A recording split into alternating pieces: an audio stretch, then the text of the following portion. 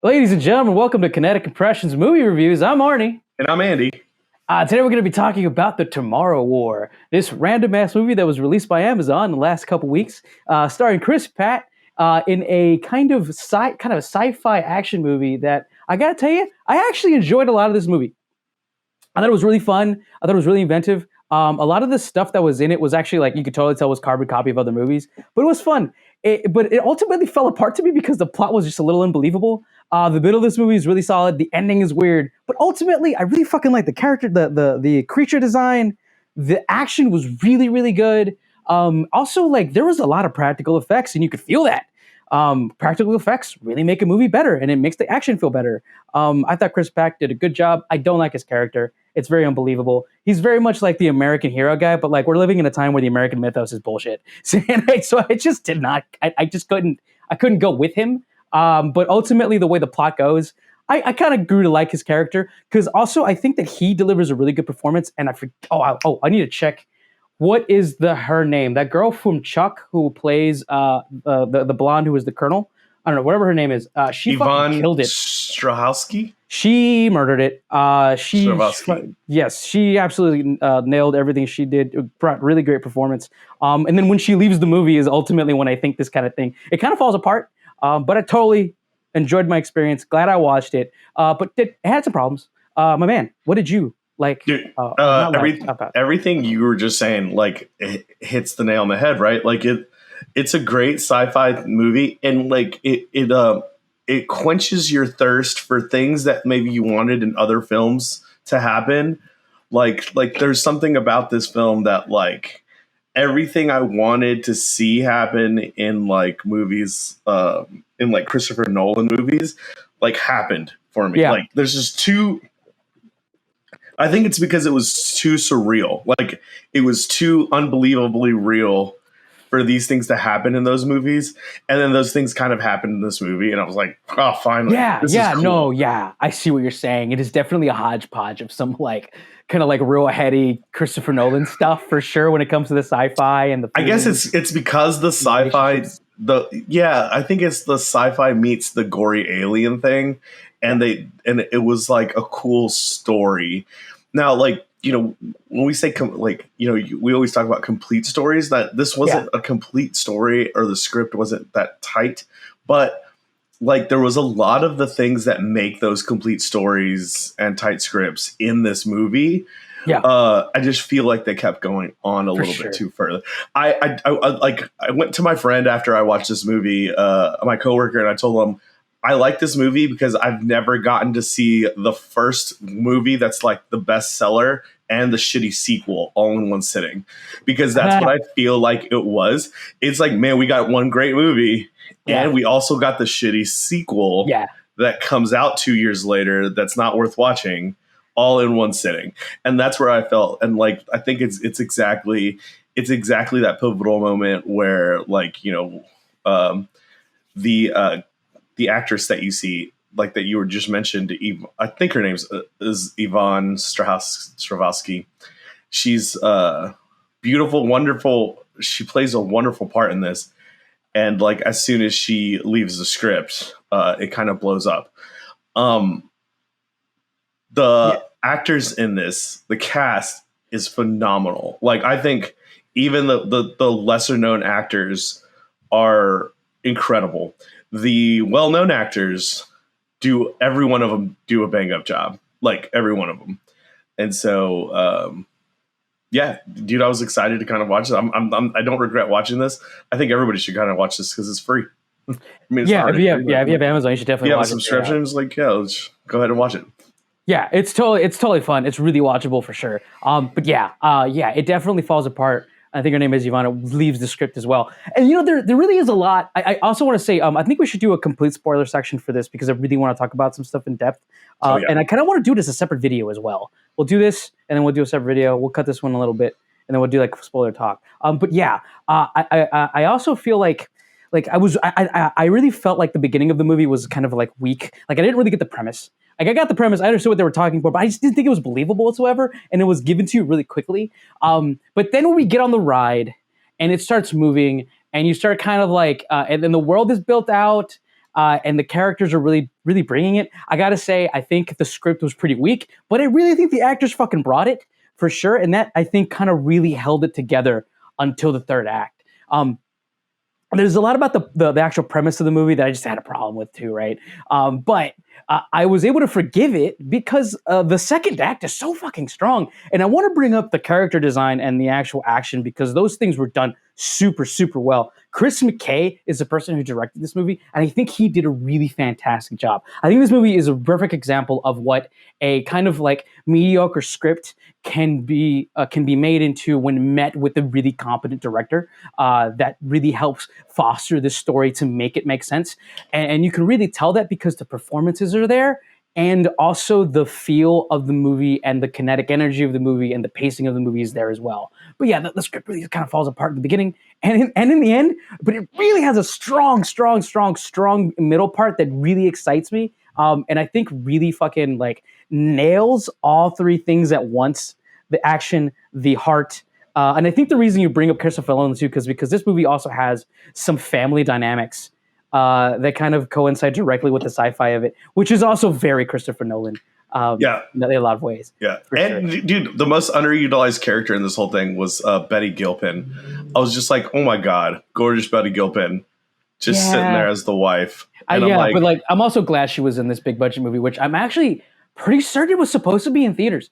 It was just like sold to Amazon because of the pandemic. Yeah, exactly. Yeah, it was made by Paramount Pictures and had a theatrical release, but because of the pandemic, they ended up Paramount just like it was kind of like a fire sale. Paramount just did what they could, and then they sold it to Amazon for $200 million. And I think it was worth it to them. That's totally worth it for them for sure. Because also, if you think about it, like in terms of box office, so when you total the box office, the total number does not go all to the studio. Only like 75% of that goes to studio if it's a big budget movie. If it's a lower budget movie or it's like an independent film, it's basically 50-50, right? But like $200 million straight to the studio is actually probably far more profitable than what they would have actually gotten from a theatrical run, plus whatever they're getting on their streaming service for sure. So yeah, that definitely happened, and you can really feel the money on the screen.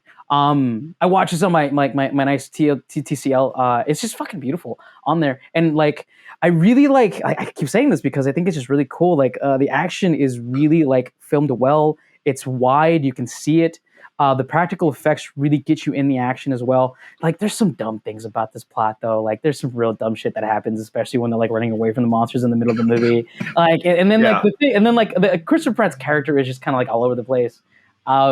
And like I like again, like I said, like he's supposed to be like this all American. Like, no, it's about being like together and we don't leave anyone behind. And, like, I get that, bro, but it's just not conducive to like a good story. And it totally like I was actually like part of the way through, like halfway through the halfway like chasing. I was like, I'm kind of rooting against you at this moment, bro. Like, this is about survival. You know, but like I get that, but like to me, it's like I've seen Chris Pratt now in Zero Dark 30, where he catches and kills Osama bin Laden, and American Sniper, where he's like, or I guess not American Sniper, but like he forgot what.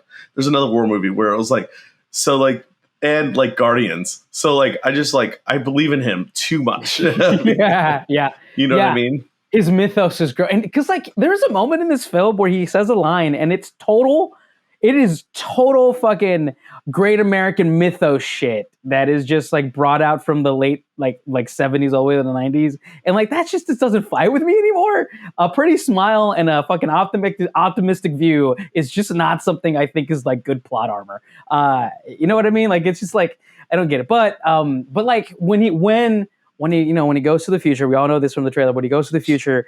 And like the beginning of this movie, we're talking about one of our news articles about how like the beginning of the movie really tells you like how like it really brings everything in. It was a solid beginning. I was totally in. The actual premise, though, I was just like, like I honestly just didn't believe it would happen. Like, I believe it. Like, if this happened, I just don't think that people would allow it to happen in the way that it was happening so quickly and so fast. It was just like, wow, okay, this happened, and now we're immediately doing this? That is just kind of like, I just didn't believe it.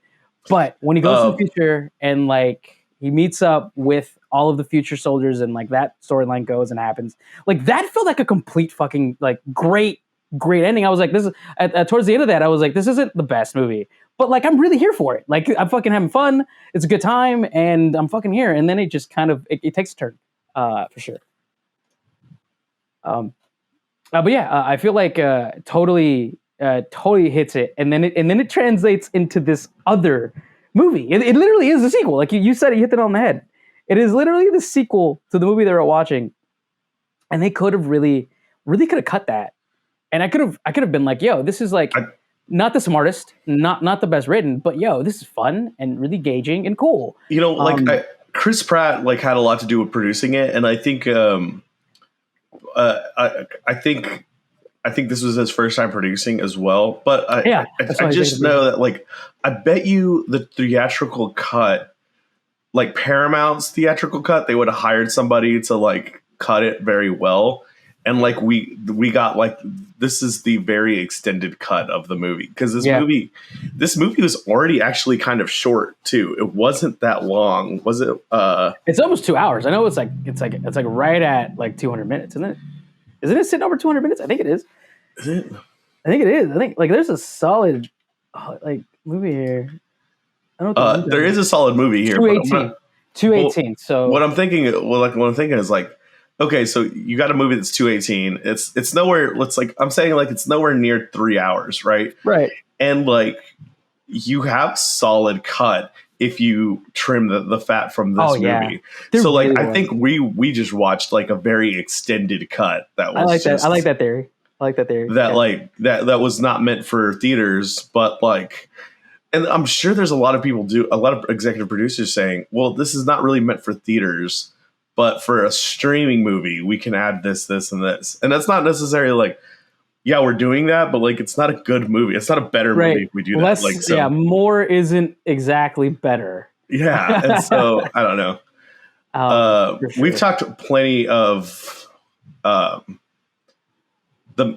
McKay. Have we talked about Chris McKay in this? No, I know something about him too. I know that he actually directed the Lego Batman movie, right. And he's done a lot of Robot Chicken, which is interesting because like it's weird. Like I'm thinking about another director that came from that kind of world and then like made an action movie, and the only one that comes to mind is weirdly enough George Miller, who did Fury Road.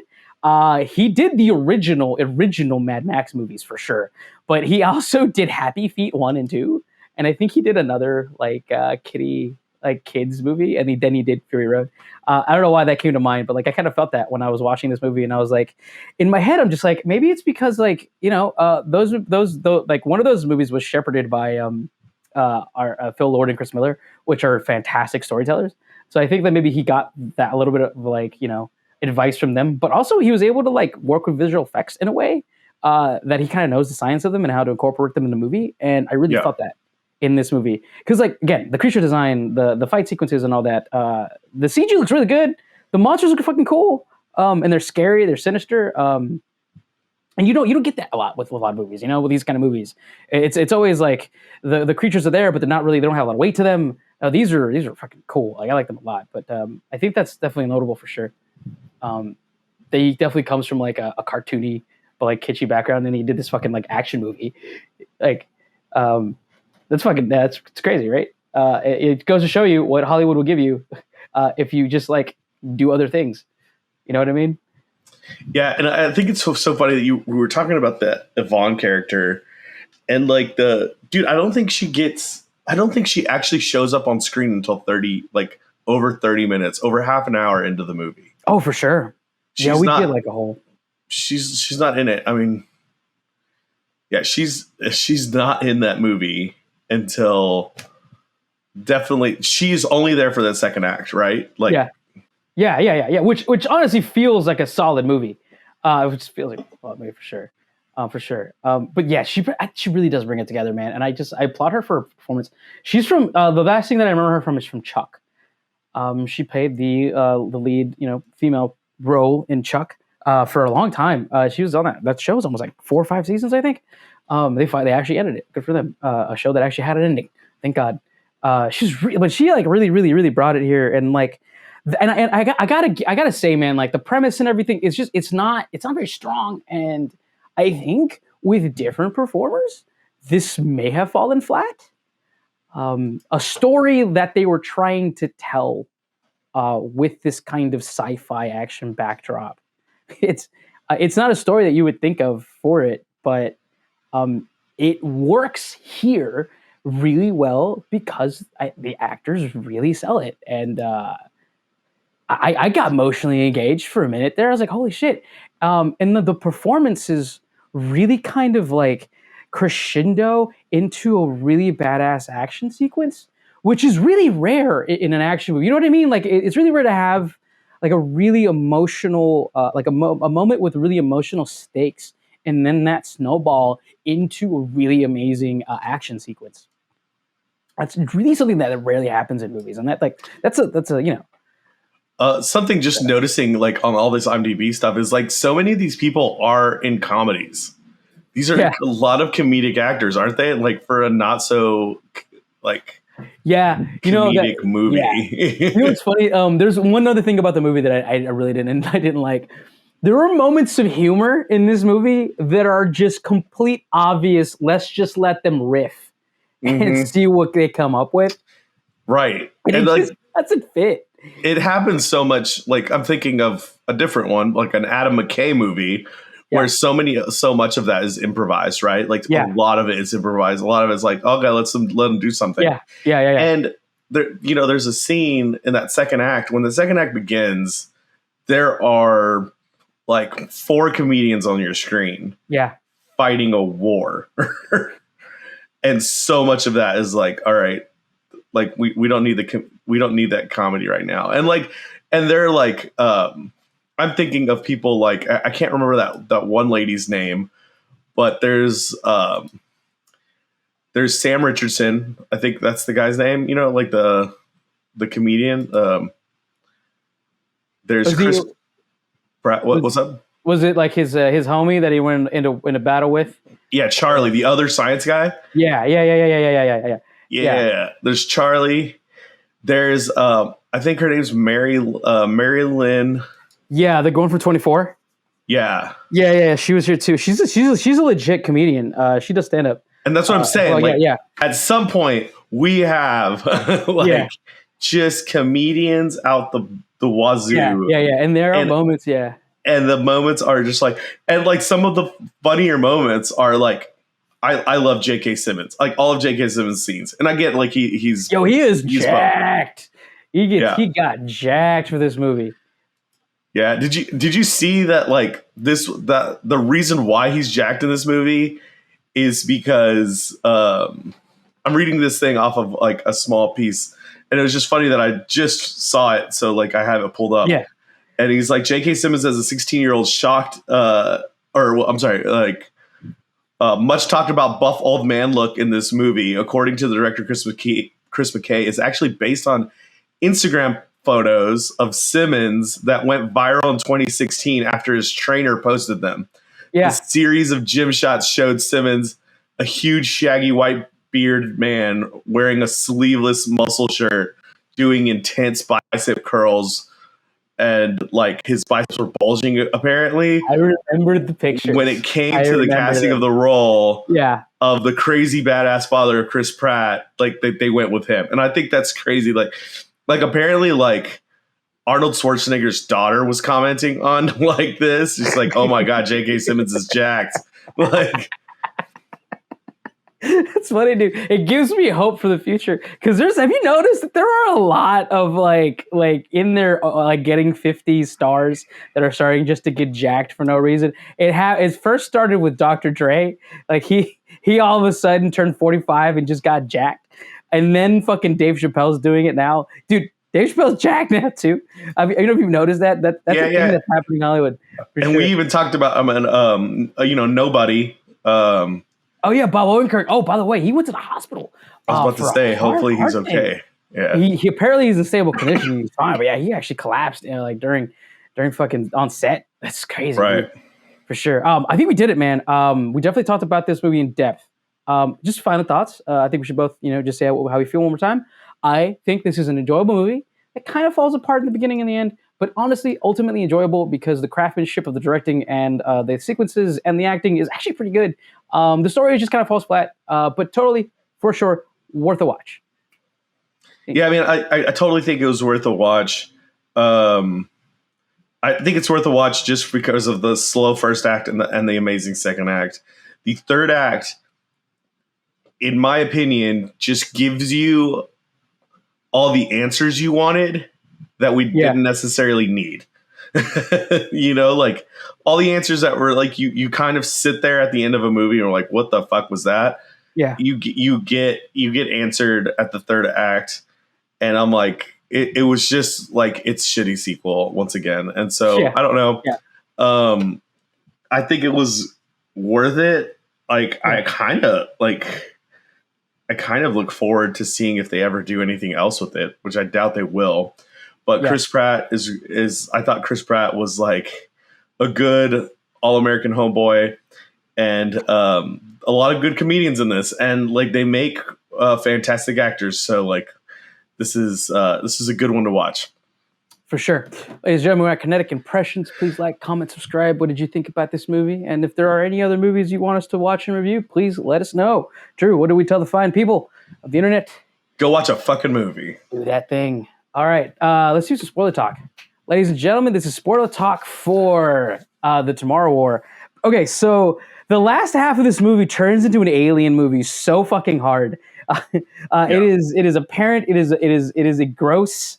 I kind of liked it a little bit. It kind of got in there, but it really just kind of like it stopped the momentum for this like really solid like kind of esoteric family action drama that was taking place during the end of the world.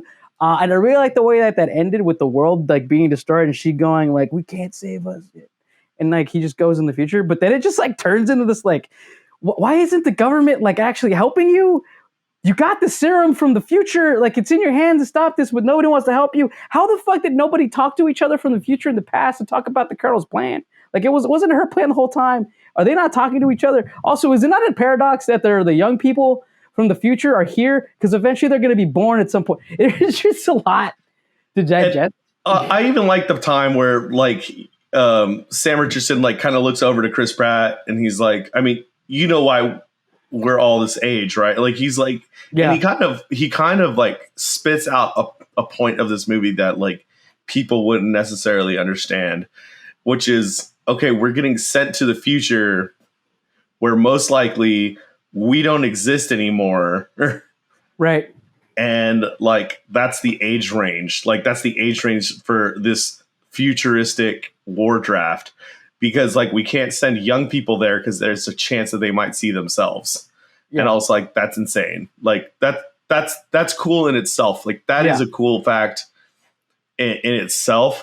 But like there wasn't enough full-fledged out what's going on with the future in this movie. Like I guess there's like I was reading that there's three main food groups to futuristic movies. And like there's just like where the timelines, it's either like a timelined approach to the futuristic movie where everything that happens affects someone else, or like there's basically like the Back to the Future, right? There's Hot Tub Time Machine style. Okay. And then I forget the third one, but like there's not a really clear answer to which one this is. I see which flavor of time travel movie this is, because you do go back and forth a lot. So like the mechanics are like, yay, laissez. I can kind of like dig it, and I kind of did, and I was totally there for it for sure. The thing that kind of fall apart for me is like it's not even really that. It's like there's a part of this movie where like they go to like the third act is just so fucking problematic, but like the beginning is really rushed. And like they do this premise where like these people like show up in the middle of a soccer field and all of a sudden we have to do a worldwide draft. I was just not there for that concept because I know for a fact that would not fly in our world right now as it is, right?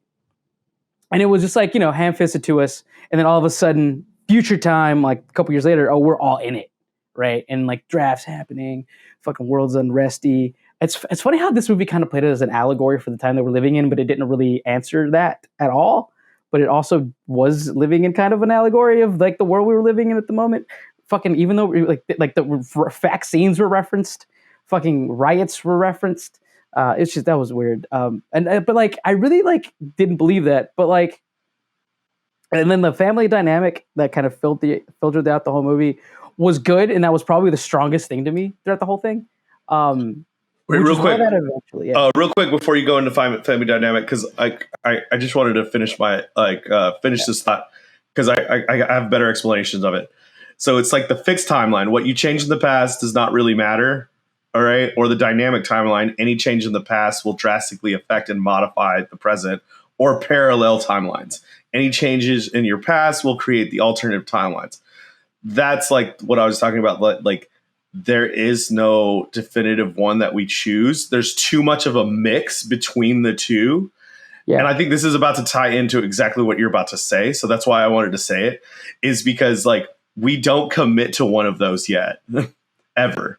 And so because of that, there is this weird dynamic that can never be like just talked about or done in this. Keep going with your... No, it almost feels as if the family dynamics kind of used as the through line for which the time travel element is used for, right? Because apparently, like, did she bring her father back on purpose? Yeah, 100%. Right, it was the mission. Right. Yeah. So that was the crux of it. We never really find out why. It's not that he's special. It's just like maybe she just wants to change her own history. I don't know what that is about.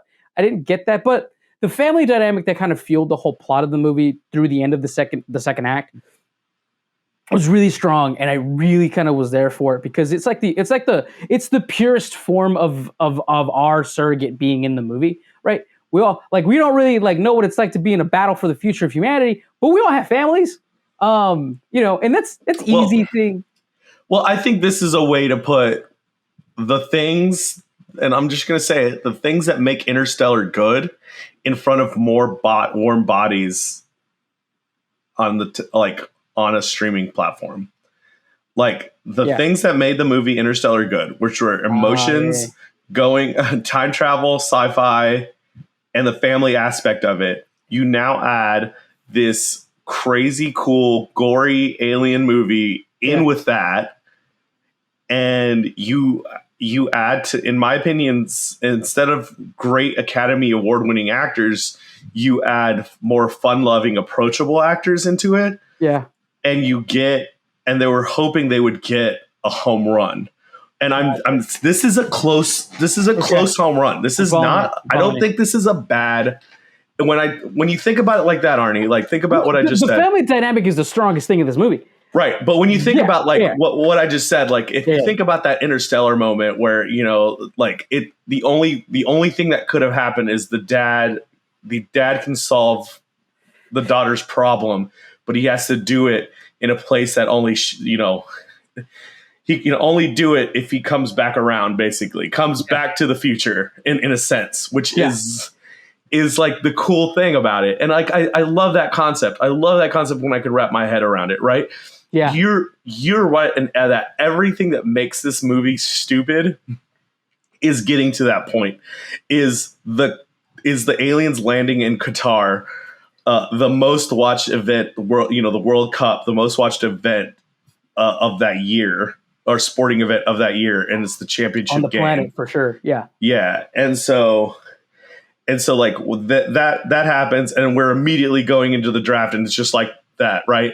Yeah. Like I wish they had just honestly, if they had just put a year later or 2 years later and said this draft is going, and finally Chris Pratt is gonna apply for this draft, or okay, that would have just resembled some more sanity in the movie. Yeah. But yeah, it is insane how things spread so quickly. And how that could how unrealistic that would have actually things like that would have transpired. I think the aliens are pretty fucking cool. Yeah. The aliens are ravaged dogs, right? Rabid dogs. Believable. It's believable that they could take over the planet, because I mean they're just they're they can kind of withstand gunfire, but not all the time. Always, they're fucking way stronger than we are in all respects. The only thing we can do is just blast the shit out of them with as much fucking napalm and fucking explosive as we can. But yeah, I think that was cool. But you touched on something.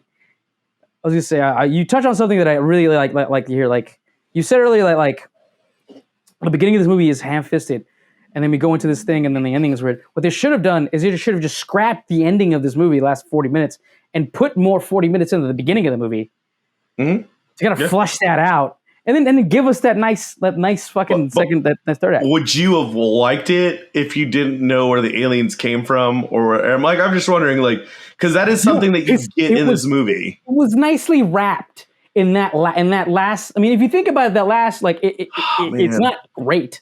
Right, it's not great, but it satisfied my need for an ending that is a satisfying, pretty but like the family dynamic. It's a vanilla ending, right? But for sure, but like if you hadn't done it there, I would have still think that it was better. Okay, right? So like, and this is like I'm pretending to be in the director's chair right now and saying like, this is my piece of art, right? Does it work? Do I get my whole point across if I'm not able to say? If I'm not able to say that line where J.K. Simmons is at the end and he wants to take the death from Chris Pratt, and he says, "This is for thanks, man. This is." He says basically, "This is for giving fathers another chance," and like what he says echoes through Chris Pratt's mind as what he needs to do for his daughter, and I think that's too strong to throw away, because like for the 1%, maybe not really 1%, but for the low percentage of people who got it, like who felt that like me, like I do think like that was a strong motivational line, is that he saves his dad from taking his life, because no one should take their life in this movie, but like anyway, he saves his dad, and it's because his dad says his dad got another chance and he did right by it. And Chris Pratt needs to do the same to his daughter and not leave his daughter, because he knows what happens in that world. I totally get you. I'm with you with that. I'm with you with that. I really am, and it gives credence to the two. But the reason why they're there, J.K. Simmons' character, because without that ending, J.K. Simmons' character is really just like a throwaway scene at the beginning of the movie. Right, and, for sure. And like, everything around that is dumb. Like why they're there, and like the fall off of the movie is dumb. It could have been done in a different kind of scene. I agree. Like it could have just been like, I think it was strong enough to happen. Yeah. In the scene where he's like, is like, "Hey daughter, you're going to meet your granddad today." Like that was strong enough. That was good enough. You know what I mean? Yeah. Yeah. No, for sure. I follow you on that one. Yeah, they could have just done it right there. He could have just like learned his lesson and been like, "Oh, I'll really take my father." But I felt a little bit better because it was done the way it was done, and so like I see that like if you shoot all that and everything, and you're like maybe the director wants to keep that portion of his movie. It's his baby, man. So yes, I don't think that whole thing has to happen. Like I did like, oh man, there's little things. Okay, so like I wouldn't hate the third act so much. Unless if there was just so many little things that were just completely out of left field and just did not make sense. The government didn't want to do shit with the serum. The volcanic fucking expert they find as a kid in fucking high school. They go to one of the largest land masses is on the planet and instantly find the alien spacecraft. Like. Okay, I will agree with that last one. No ragtag group of nobodies. But I like those things, man. It was the thing where in the beginning they set up of like, this dude will never. And he's like, "Okay, does anybody have any questions except for you, Arnie?" "No, Arnie. We know you're going to talk about volcanoes." Or like, what's Arnie going to talk about in class? Volcanoes. And I love that setup. It's so early 80s, early 90s. And that's what's so love. Is like, who's going to love it? Who's going to know what to do about the volcanoes? That Arnie's comes from the know. Same place that the fucking random ass axe showing up in the middle of the fucking hallway when he's losing out of ammo just fucking appears out of nowhere comes from. That's the same. Yep, same thing. That's the same thing. And like, but I love yeah. the army guy. The army guy who needs something. He needs to take his life for a good reason. He knows he's going to die. He wants to die on his own terms. I didn't hate that. That's beautiful. Beautiful. I did love that too. And I think that's the thing. Like, there's things throughout that third act that are really good, and I think work. It's just that the mechanics are just so lazy. They're so lazy. Like, we're gonna use all the bombs. We're gonna use all the bombs in this room. Wait, there's another room? Like, that's literally happens in this third act. It's like, we're gonna bomb this one room, but we didn't know there was a whole other nest of. And then everyone just gets blown up randomly, and then they just like have all these explosives everywhere. It just falls apart. So we blow up all the serum. All the serum gets blown up because they're like, we're going to have to take all of it. And I'm like, they left most of it outside. Yeah. And it still got blown up. And you know what's weird? That this movie dissolves into the Forrester family just going out on safari. Like it happened in the middle of the first act when the Forrester family locks down the female. And then it continues on to the end of the movie where they're literally hunting down a fucking, like, basically an alien polar bear in the fucking, like, frozen tundra, and they're fucking hunting it down like fucking, what's that? I don't know, just some random hunting movie, right? It turns into that too, which is weird, right? It turns into Forrester's just hunting for a solid chunk of this movie, and it's like the Forrester family is the only one that can hunt down these aliens. I don't know. It has all these weird nuances that just don't come together. It sucks. It sucks because it really, like, seriously, dude, literally just fucking stop the movie when it gets to the past. Oh man, like, the scene. It's such a scene where they're on the oil rig and like all the aliens are back here. Yeah. Oh, and then the girl's right here. Yeah, and then he falls, like and then he's like, "Fuck it, I'm coming after you anyway." And then he gets sucked back up, and I'm like, and it's like, this was awesome. This is the end. This is the end of this future. It's gone. It's fucking gone. And then we're going for, like, I know that's kind of a neat kind of bow, and it's like not. Oh man, doesn't give you all of the emotional. It's too cheesy. It was so cheesy, but I'm like, this is the cheesiest fucking scene. But damn it, it's so good. I would have been like, this is a great movie. Premise is kind of dumb, but fun as fuck. Go watch it. But now I'm like, it's fun as fuck. It's really dumb. Falls apart the third act. Really, really does. But yeah, dude, just cut it right there. Give it a nice little bow. It would have been late. It would have been like, kind of cliche, but the execution was just really good.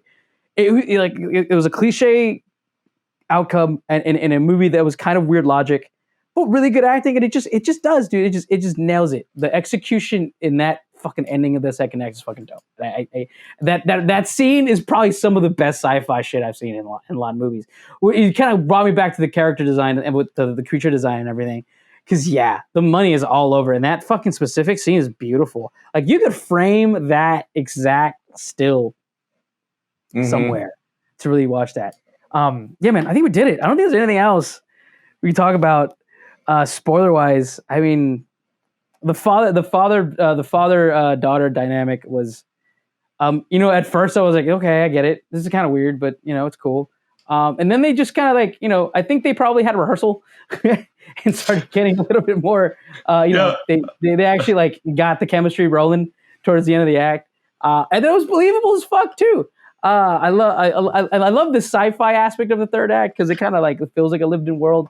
I love the little line where she goes like, I'm a lot of things because like when there's only 500,000 people on the planet, you have to wear a bunch of hats. Little fucking lines like that were really fucking cool. The sci-fi here is really cool. I really fucking like this director. I really hope that his next movie is really fucking dope too. It's a good stepping stone because I think he's going to do a great job. I legitimately think that his directing fucking like it's really good in this movie. It's a very well directed movie. He didn't write it, right? So like, no, at all. It was written by some other dude who's done like basically nothing. His name is Zach Dan. I think literally did like nothing. Like, he's done TV, A Windfall, some random movies. I don't know. I'd imagine he wrote this movie, so like a lot of the good things that came out of this were things that the director picked out from the script and was like, well, let's explore this a little bit more for sure. But yeah, the directing really fucking saved this movie, and you could feel it. You can feel it. I do want to leave with one thing real quick. I thought this was kind of funny. Chris Pratt on Instagram, because I got into this article and like there's been some interesting stuff in it. Chris Pratt posted on Instagram, "This is my first time executive producing a movie, and I can finally post about it. The title, Ghost Draft, turned out to be very problematic for various reasons. So we started looking at other options. We went through Generation Alien, World War A, Generation Gone, Saving Private Ryan, World War Z2, WWZ2, but the as not Z's. Okay, anyway, Horizon White Spike, Hero Movie brought to you by Verizon, Jurassic Draft, Generation Draft, Miller Genuine Draft, City Slickers, Alien Dawn, Rapture Dawn, Apocalypse Dawn, Hero Dawn, Destiny War, Saving Tomorrow, and the Tomorrow War. And the Tomorrow War! That's when it hit me. We're calling it Tomorrow War. Tomorrow War, yeah. I thought that was a really funny post. For sure. I think a shout out to that Tom Cruise flick. Fucking the through line was Live Die Repeat. I forget the fucking name of it. The World of Wars? No, not World of Wars. It was the one that just came out a couple years ago. Gotcha. Let me see if I can find it out. I think it was an action sci-fi movie where like Edge of Tomorrow. That movie, if it wasn't for that movie, this movie wouldn't exist. I think that movie does it a little better. Does this a little better, but this one's still solid. Yeah, I fucking had fun for all the shit we're talking about. Yeah, it was fun.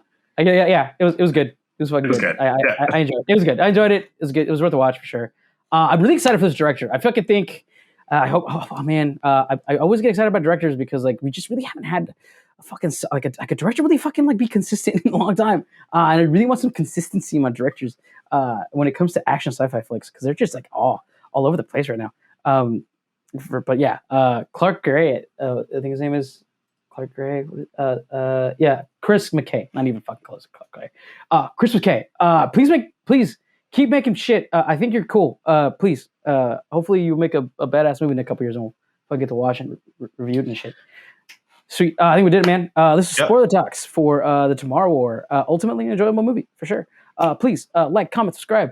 Is there anything about the movie you hated or you liked, or some kind of crazy thing about the movie, or any other theories that you have about the time travel thingy? Please let us know in the comments. I'm Arnie. I'm Andy.